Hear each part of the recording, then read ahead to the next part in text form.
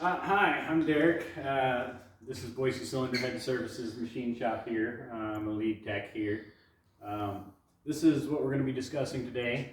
This is a comec resurfacing machine, RP 900 MVA.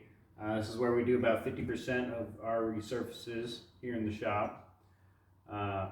Right now, we got about a week's worth of aluminum shavings from all the resurfacing that we've done.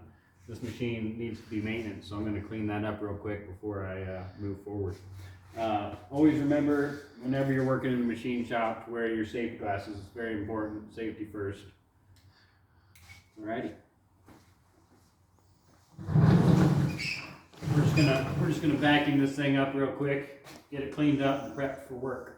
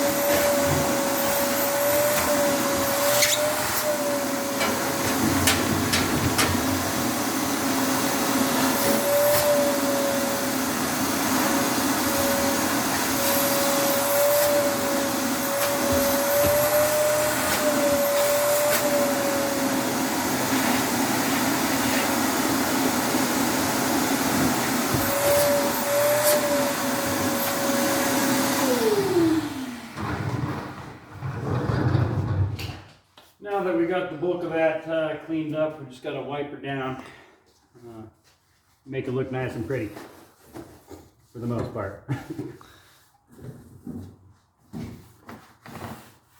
It's always really good to keep a clean and tidy work environment, less accidents and more productivity. It's very important.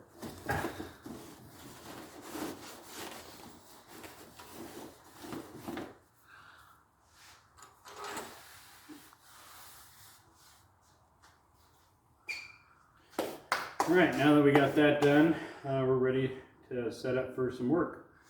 So this resurfacer, comec RP 900, uses some carbide cutters. This one is for aluminum, and it has a little different material content in the cutter. They are carbide cutters. We use different ones for aluminum and a different one for cast iron. I'm going to remove the cast iron cutter from the machine and show you what that one looks like. Pretty much the same thing, just a little bit different makeup. We just got to take this Allen wrench here and unscrew the Allen bolt.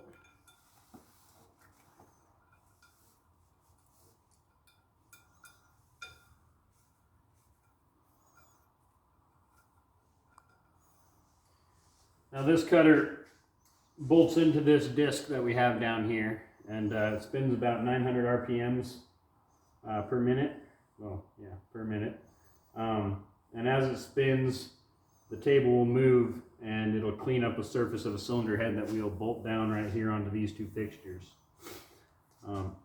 We have a Subaru cylinder head, something we work a lot on, already resurfaced.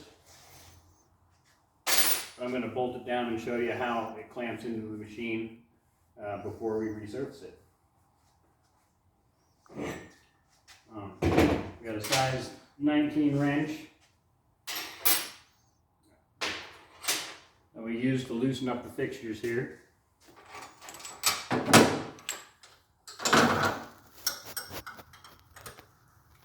You always have to have everything clamped tight when you're milling, well, anything, for safety and a cleaner cut. So I just slide those over a little bit, and I gotta kind of set this up to where I can get my clamping devices onto flat spots of the cylinder head to clamp it down to these plates. This one is parallel from the bottom surface to the head gasket surface, so it makes it pretty easy to get a level surface before we mill. We use a pretty expensive level to ensure that we get a level finish, and that we don't take too much off one side or the other. That could increase compression on one cylinder as compared to the other, and that can cause slight problems if not resurfaced properly.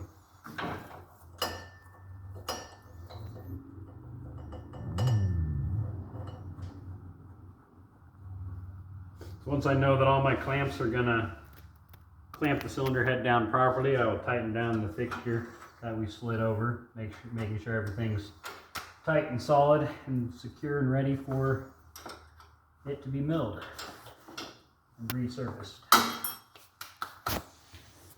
So over here we got a pretty long level. It's kind of like any other levels you see. There's a bubble in the center. We just got to line that thing up to make sure that this surface is level both front to back and side to side. I have a 19 millimeter socket that I use to get these tightening fixtures down most of the way.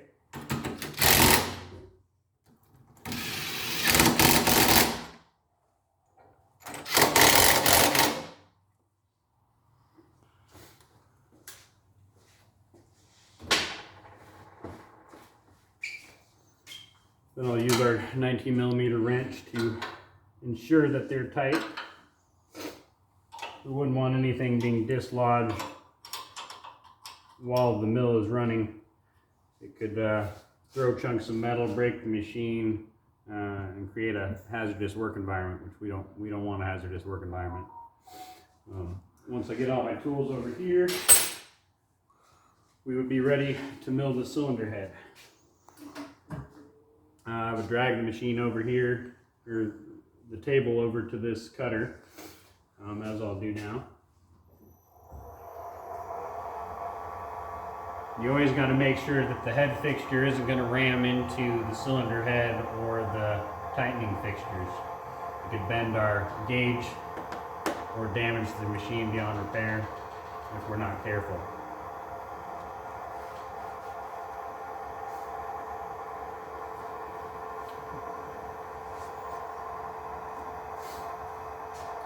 Once we get the cylinder head underneath the gauge, we can check the level and ensure that it is flat and ready to be milled.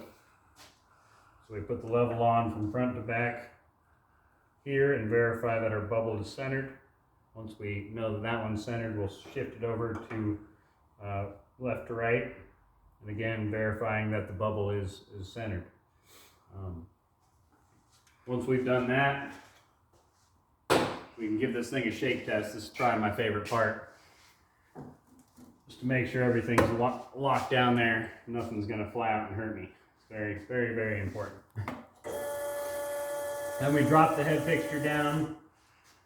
With the gauge here, we'll decide how much we want to cut into the surface, usually 1 to 5 thousandths of an inch. We'll take off the surface. Then we'll turn on the cutter blade it'll run over the surface. We'll hit the cycle button and it'll go over the surface here, and we'll have a cleaned up product. This one's already been resurfaced. I don't know if you can see from that angle, but it is nice and shiny and smooth, just like we want it. And when I said earlier in the video that we only do 50% of our cylinder heads on this machine, and over here we have a fixture that we could use to do the other 50%, but this is kind of outdated as far as our shop's concerned. We used to use this a lot. And there's a lot of ways you can bolt cylinder heads to this fixture and level them out the same way that we leveled it in there. With this fixture. For cylinder heads that are kind of awkward and they're not parallel from head gasket surface to valve cover surface. We do have to use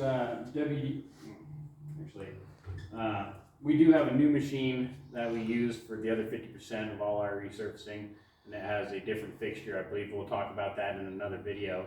But for this video, we'll just focus on the Comec RP900.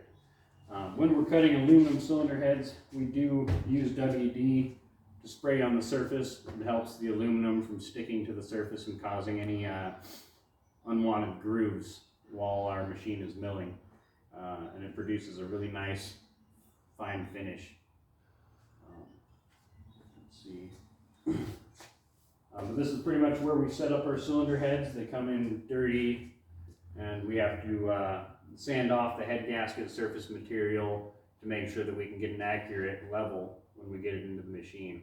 We also will clean up the intake gaskets and exhaust manifold gaskets from the cylinder heads just to give our customers a quality product all said and done. Once we get the head resurfaced, we do take it out back to our wash, and we'll rinse out all those aluminum chips that get caught in the coolant system, and rinse off any dirt and debris and WD that that the cylinder head might have on it, so we can give our customer a nice, clean, finished product.